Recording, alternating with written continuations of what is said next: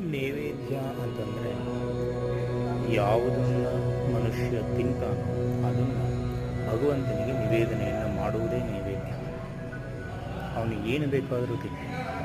ಸಾತ್ವಿಕವಾಗಿರ್ತಕ್ಕಂಥದ್ದು, ದೇಹಕ್ಕೆ ಆರೋಗ್ಯದಾಯಕವಾಗಿರ್ತಕ್ಕಂಥದ್ದು ಯಾವುದನ್ನು ತಿಂತಾನೋ ಅದು ಈ ಜಗತ್ತು, ಈ ಸೃಷ್ಟಿ, ಈ ಪ್ರಕೃತಿ ನನಗೆ ದಯಪಾಲಿಸಿದ್ದು, ಭಗವಂತ ಅದನ್ನು ಕರುಣಿಸಿದ್ದು ಎಂಬುವ ಚಿಂತನೆಯಲ್ಲಿ ಸ್ವೀಕಾರ ಮಾಡಿದ್ರೆ ಅದೇ ನೈವೇದ್ಯ.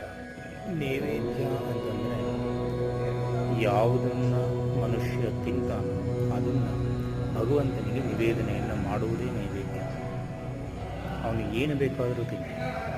ಸಾತ್ವಿಕವಾಗಿರ್ತಕ್ಕಂಥದ್ದು, ದೇಹಕ್ಕೆ ಆರೋಗ್ಯದಾಯಕವಾಗಿರ್ತಕ್ಕಂಥದ್ದು ಯಾವುದನ್ನು ತಿಂತಾನೋ ಅದು ಈ ಜಗತ್ತು, ಈ ಸೃಷ್ಟಿ, ಈ ಪ್ರಕೃತಿ ನನಗೆ ದಯಪಾಲಿಸಿದ್ದು,